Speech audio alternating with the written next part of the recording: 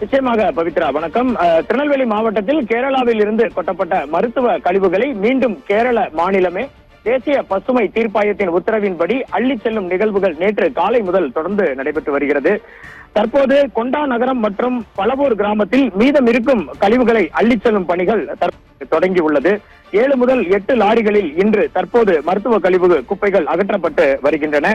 நேற்று பார்த்தீர்கள் என்றால் பவித்ரா, 18 லாரிகளில் போலீஸ் பாதுகாப்போடு அள்ளப்பட்ட மருத்துவ கழிவுகள் அனைத்தும் திருநெல்வேலி மாவட்டத்தில் இருந்து தென்காசி புளியரை வழியாக கேரளாவிற்கு எடுத்துச் செல்லப்பட்டது. திருநெல்வேலியிலிருந்து செல்லும் அனைத்து லாரிகளுக்கும் போலீஸ் பாதுகாப்பு அளிக்கப்பட்டு தென்காசியில் அந்த 18 லாரிகளும் எடை போடப்பட்டு, லாரிகளில் சேர்ந்துள்ள குப்பைகள் எத்தனை டன் என எடை போடப்பட்டு திருநெல்வேலி தென்காசி மாவட்ட எல்லையை கடந்து கேரளா பகுதிக்கு சென்றதாக தகவல்கள் உறுதி செய்யப்பட்டுள்ளது.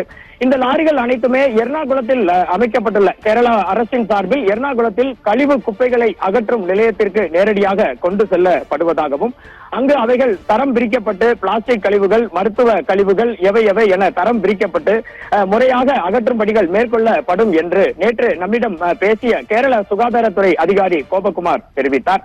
இதனிடையே நேற்று இரவு இந்த பணிகளை முழுவதுமாக பார்வையிட்ட திருநெல்வேலி மாவட்ட ஆட்சித்தலைவர் கார்த்திகேயன், குப்பைகள் அள்ளி இன்று முடிக்கப்படும் என்றும் 7 முதல் 8 லாரிகளில் இப்போது அகற்றப்பட்டு வருவதாகவும் தகவல் தெரிவித்தார். எது எப்படி இருந்தாலும் அந்த பகுதி மக்கள் கழிவு குப்பைகள் முற்றிலுமாக அகற்றப்பட்டதில் மிகுந்த மகிழ்ச்சியில் உள்ளனர் என்பதை மறுக்க முடியாது. கொண்டு வரப்பட்ட குப்பைகள் அனைத்தும் நிலத்தடி நீரையும் சுற்றுப்புற சூழலையும் கெடுக்கும் குப்பைகள் அனைத்தையும் கேரள அரசே பசுமை தீர்ப்பாயத்தின் உத்தரவு படி எடுத்துச் செல்லப்பட்டது மிகுந்த மகிழ்ச்சி அளிப்பதாக அப்பகுதி விவசாயிகள் மற்றும் பொதுமக்கள் தெரிவித்தனர். இன்று நடைபெறும் பணிகளிலும் கேரள அரசு சார்பில் வந்துள்ள ஒரு குழு திருநெல்வேலியில் தங்கியிருந்து அந்த பணிகளை மேற்பார்வையிட்டு வருகின்றனர்.